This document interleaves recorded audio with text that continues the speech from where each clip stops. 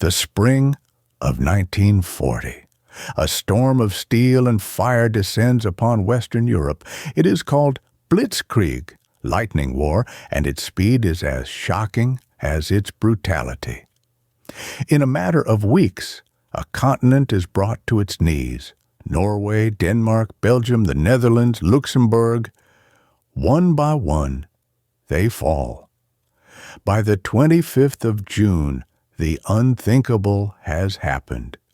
France, the great bastion of European liberty, has capitulated. Across the continent, the swastika flies. The German war machine appears invincible, and on the far side of a narrow channel, Great Britain stands utterly, terrifyingly alone. Poised to strike is the Luftwaffe, the most formidable air force the world has ever seen, preparing the way for an invasion codenamed Operation Sea Lion. It is in this crucible of existential dread that one man is thrust into power.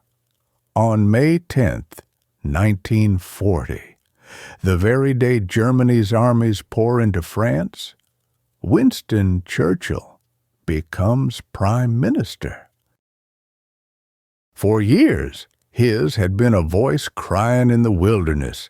He had warned of Hitler's insatiable ambition while others preached appeasement, a policy he decried as naive and mortally dangerous. To many, he was a renegade, an unpredictable and controversial figure from a bygone era.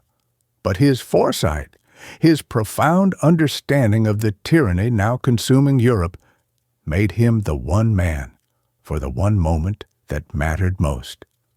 In his first address to Parliament, he offered no false hope, no easy promises.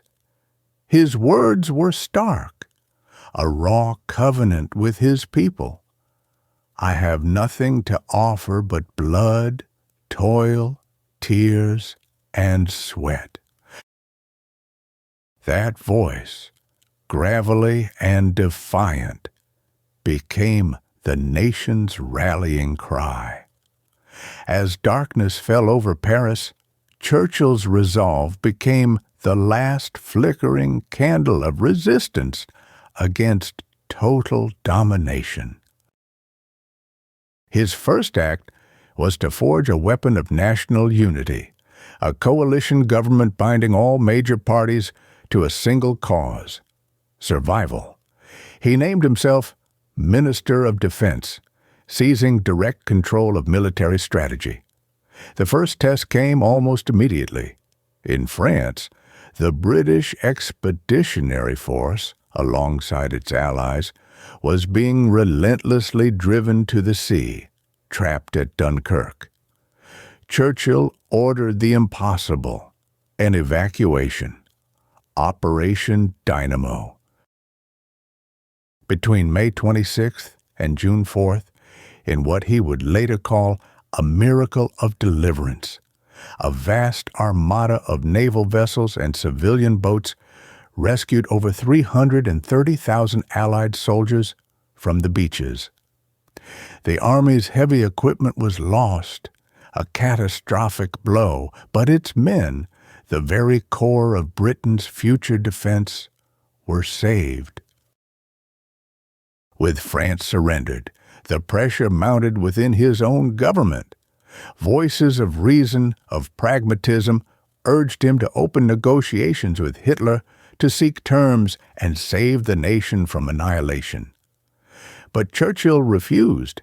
He saw with absolute clarity that any peace with such a regime would be a mere prelude to subjugation.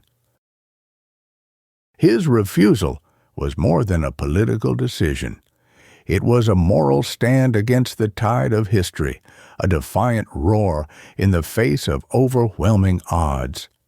It was a declaration that some principles are not negotiable, that freedom is not a commodity to be bartered for survival, but the very reason for it. To yield would amount to a temporary servitude. In the face of this existential threat, one voice articulated the defiance of a nation. We shall fight on the beaches. We shall fight on the landing grounds. We shall fight in the fields and in the streets. We shall fight in the hills. We shall never surrender. With these words, Winston Churchill began to steel the country for a German invasion. The island nation transformed into a fortress. Its coastline was fortified, its civilian militia, the Home Guard, was armed, and the necessities of life, food, and fuel were rationed for a long and bitter war.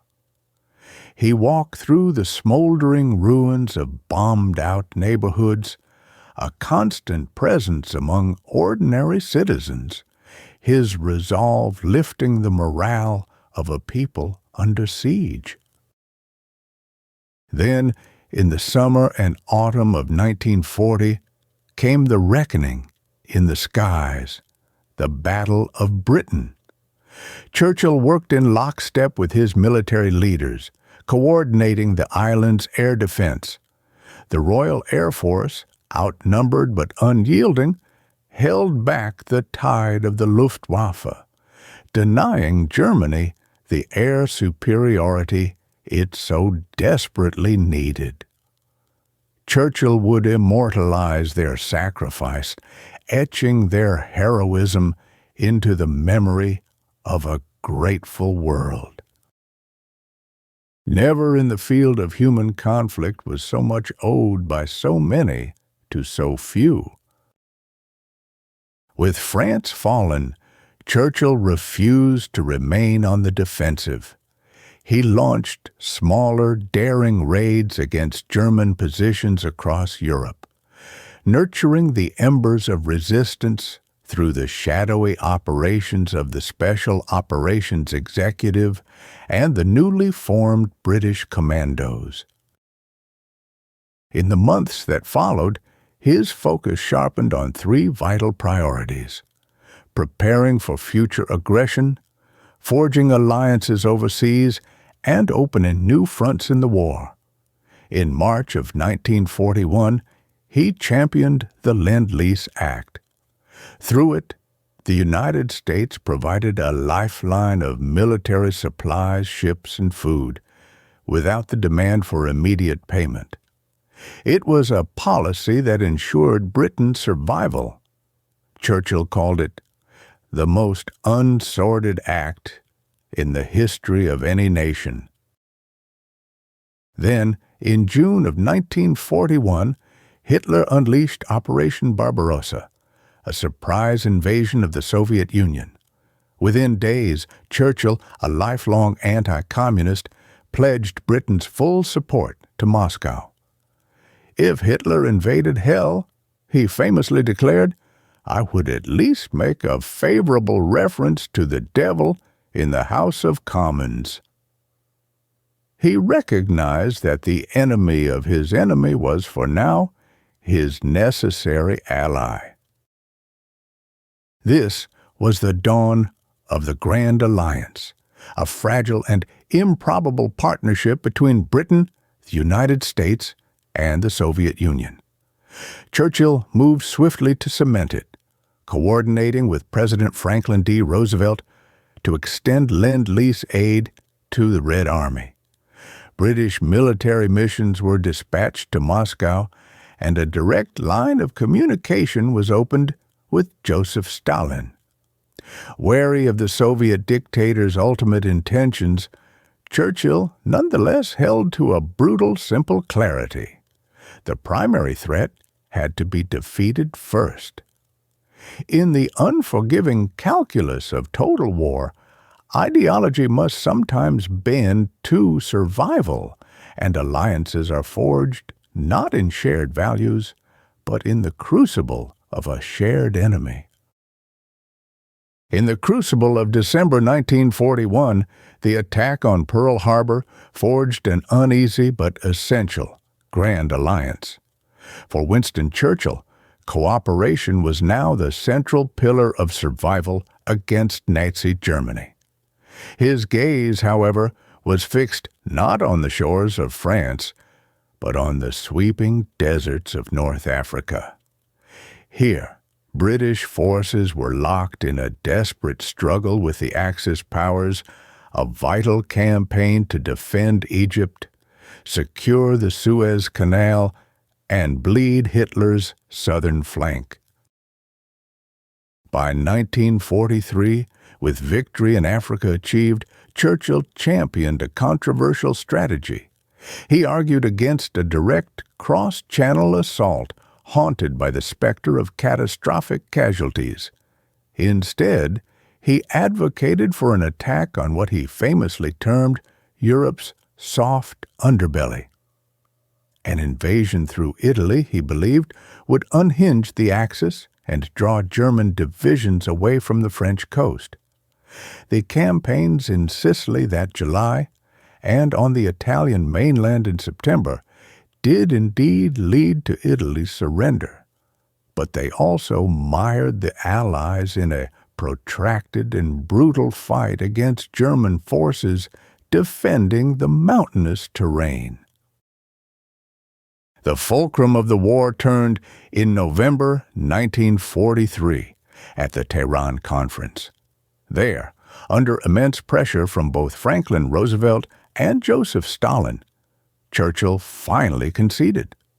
Stalin's demand for a second front to relieve his battered armies could no longer be denied. A colossal invasion of Western Europe, codenamed Operation Overlord, was scheduled for the spring of 1944. Though he harbored deep reservations, Churchill committed himself entirely to the plan. He became a master architect of its execution, deeply involved in the high-level strategy. He championed vast deigned to mislead the Germans about the true landing site. He oversaw the monumental logistical effort that turned southern England into a sprawling military arsenal, and championed the diplomacy needed to bind the Allies to their common, perilous purpose.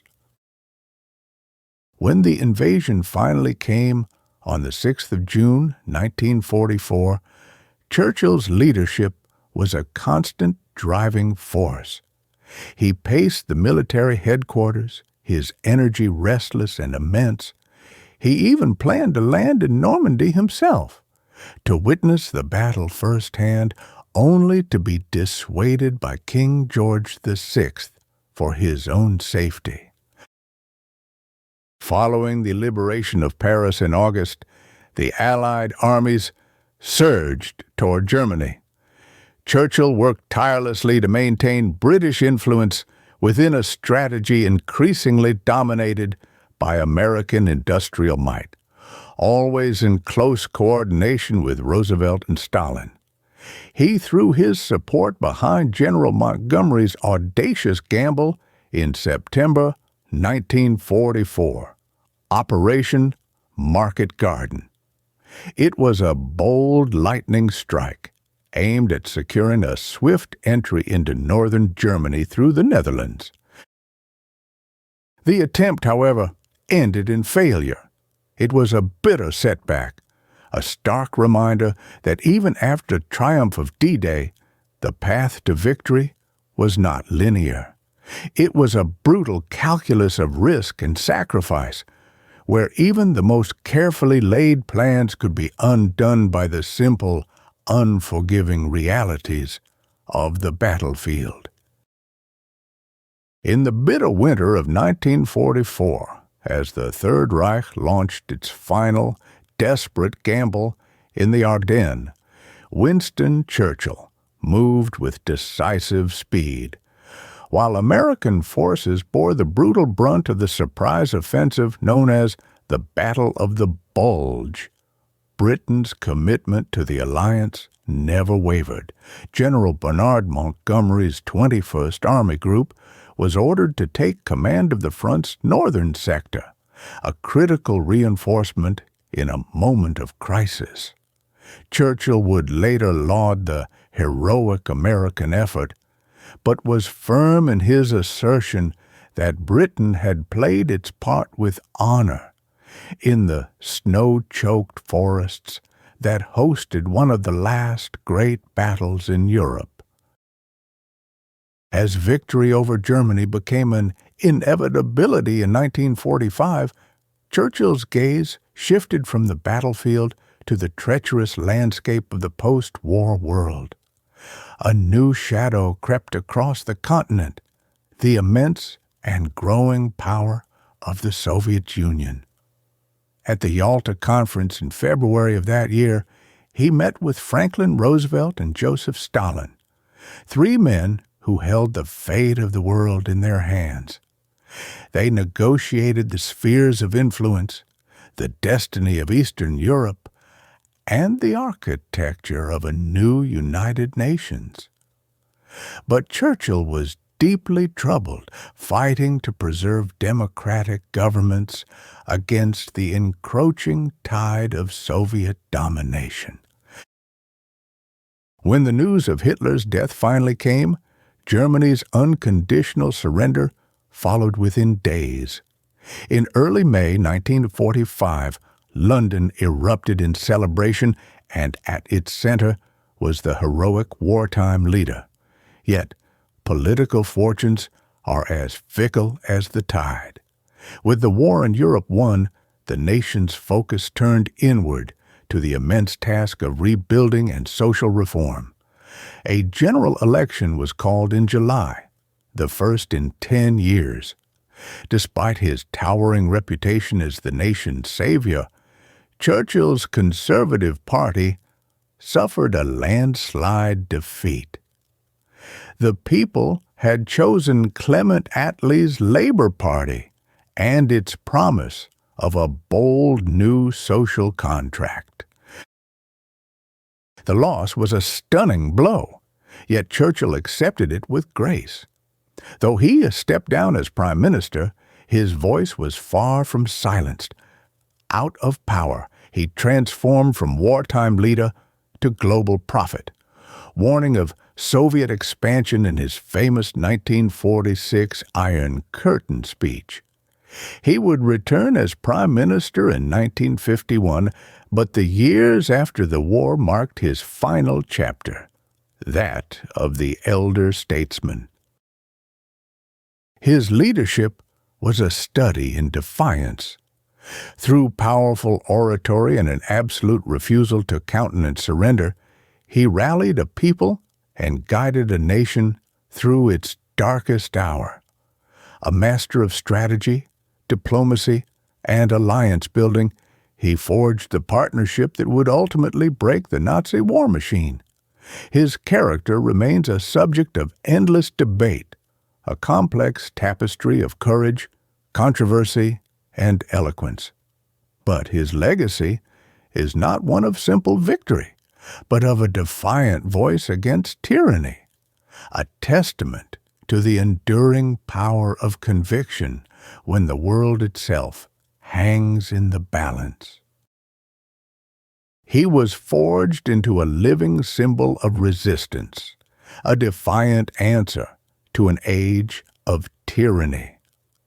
Through the crucible of war, his leadership would not only safeguard the sovereignty of an island nation, but would help to forge the contours of the world to come. Churchill remains etched in memory as the unyielding statesman who stood firm as Britain and the very notion of democracy teetered on the brink of annihilation. It is a stark reminder that in the moment of ultimate peril, the course of history can be turned not by armies alone, but by the sheer, indomitable will of one